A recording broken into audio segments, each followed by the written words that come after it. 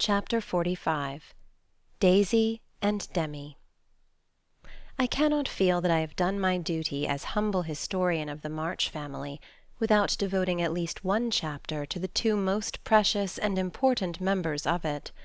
Daisy and Demi had now arrived at years of discretion, for in this fast age babies of 3 or 4 assert their rights, and get them too, which is more than many of their elders do. If there ever were a pair of twins in danger of being utterly spoiled by adoration, it was these prattling Brookes. Of course they were the most remarkable children ever born, as will be shown when I mention that they walked at 8 months, talked fluently at 12 months, and at 2 years they took their places at table, and behaved with a propriety which charmed all beholders. At 3, Daisy demanded a "needler," and actually made a bag with 4 stitches in it. She likewise set up housekeeping in the sideboard, and managed a microscopic cooking-stove with a skill that brought tears of pride to Hannah's eyes, while Demi learned his letters with his grandfather, who invented a new mode of teaching the alphabet by forming letters with his arms and legs, thus uniting gymnastics for head and heels. The boy early developed a mechanical genius which delighted his father and distracted his mother, for he tried to imitate every machine he saw, and kept the nursery in a chaotic condition, with his sew-machine, a mysterious structure of string, chairs, clothespins, and spools, for wheels to go wound and wound. Also a basket hung over the back of a chair, in which he vainly tried to hoist his too confiding sister, who with feminine devotion allowed her little head to be bumped till rescued, when the young inventor indignantly remarked, "Why, Marmar, that's my Lally-waiter, and me's trying to pull her up."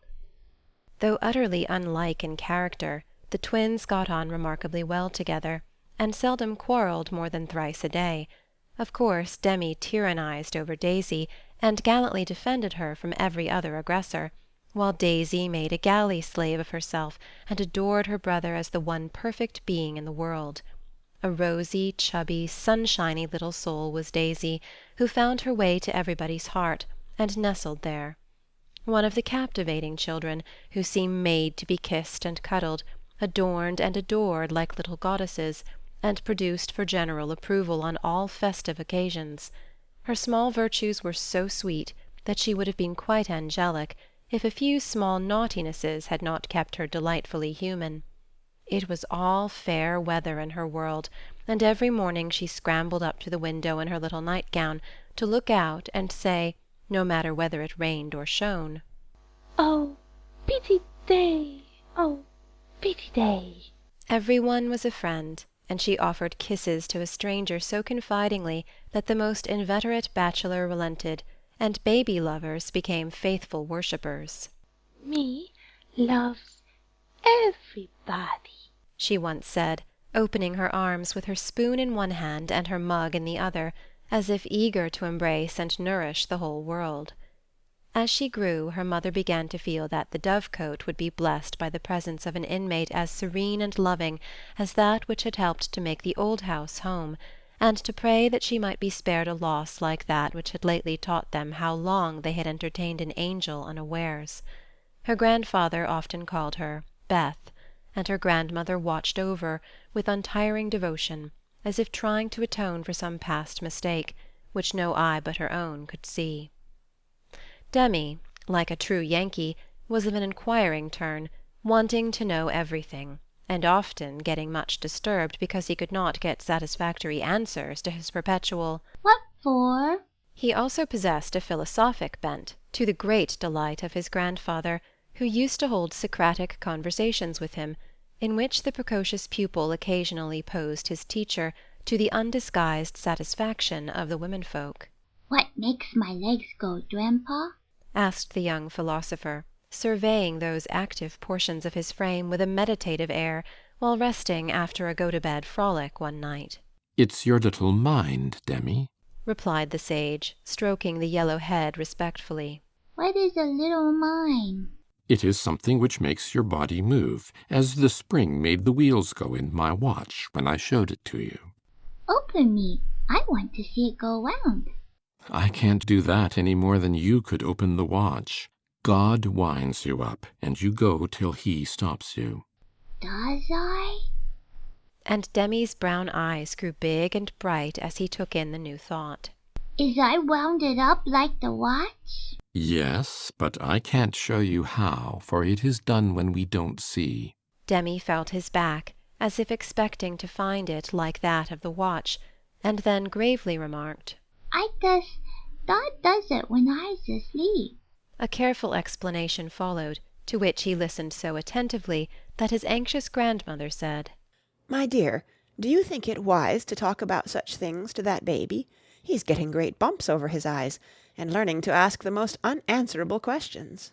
If he is old enough to ask the question, he is old enough to receive true answers. I'm not putting the thoughts into his head, but helping him unfold those already there.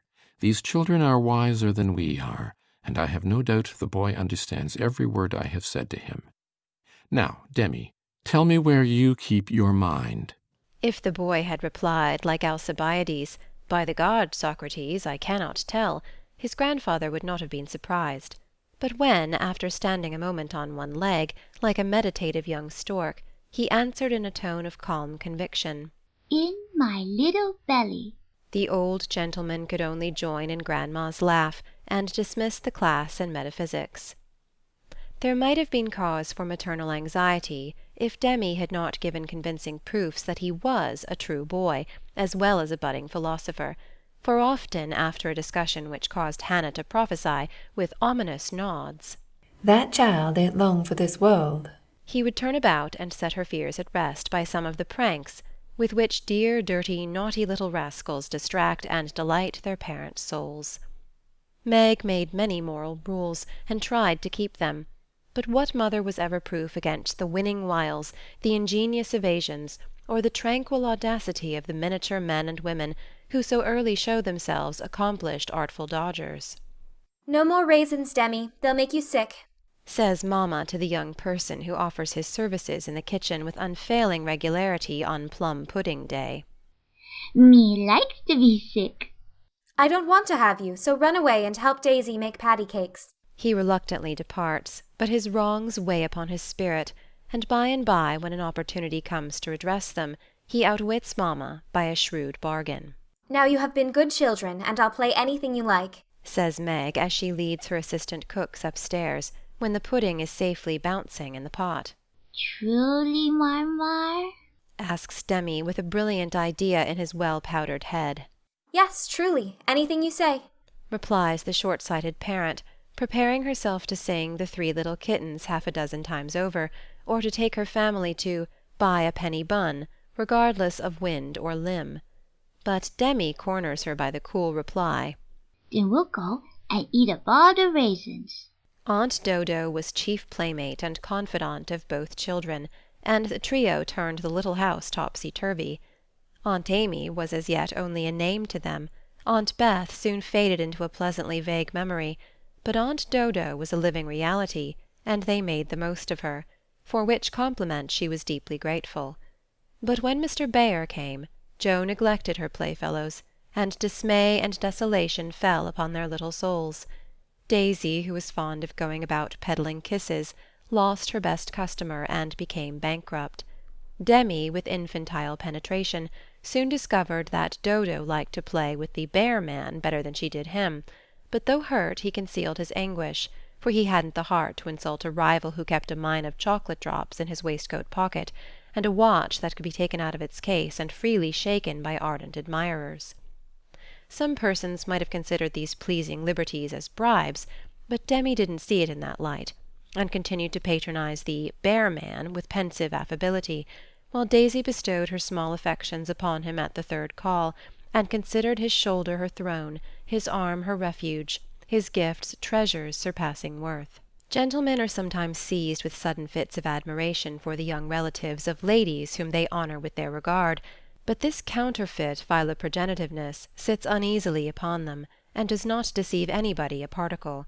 Mr. Bayer's devotion was sincere, however likewise effective, for honesty is the best policy in love as in law. He was one of the men who are at home with children, and looked particularly well when little faces made a pleasant contrast with his manly one. His business, whatever it was, detained him from day to day, but evening seldom failed to bring him out to see. Well, he always asked for Mr. March, so I suppose he was the attraction.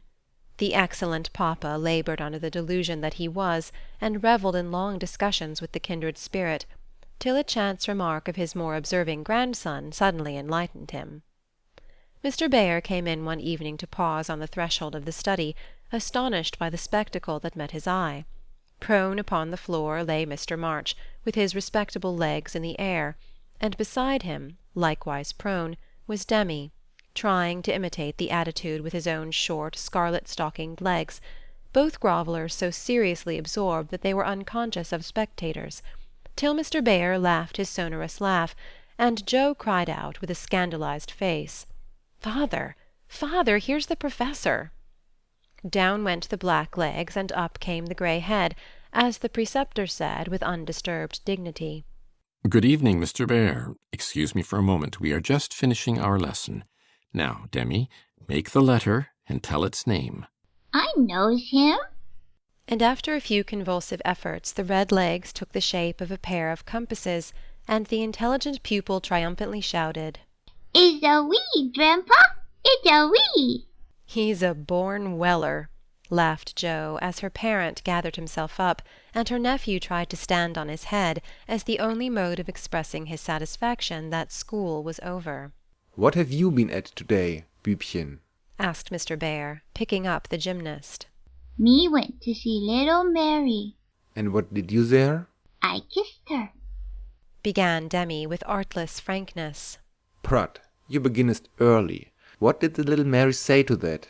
asked Mr. Baer, continuing to confess the young sinner, who stood upon the knee, exploring the waistcoat pocket. Oh, she liked it, and she kissed me, and I liked it. Don't little boys like little girls? asked Demy with his mouth full, and an air of bland satisfaction.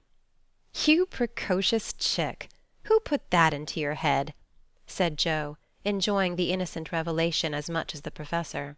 "'Tisn't in mine head, it's in mine mouth," answered literal Demy, putting out his tongue, with a chocolate drop on it, thinking she alluded to confectionery, not ideas. Thou shouldst save some for the little friend. Sweets to the sweet, Männling. And Mr. Baer offered Joe some, with a look that made her wonder if chocolate was not the nectar drunk by the gods. Demy also saw the smile, was impressed by it, and artlessly inquired, "Do great boys like great girls too, Fessor?" Like young Washington, Mr. Baer couldn't tell a lie, so he gave the somewhat vague reply that he believed they did sometimes, in a tone that made Mr. March put down his clothes-brush, glance at Joe's retiring face, and then sink into his chair, looking as if the precocious chick had put an idea into his head that was both sweet and sour. Why, Dodo, when she caught him in the china-closet half an hour afterward, nearly squeezed the breath out of his little body with a tender embrace, instead of shaking him for being there, and why she followed up this novel performance by the unexpected gift of a big slice of bread and jelly, remained one of the problems over which Demy puzzled his small wits, and was forced to leave unsolved forever.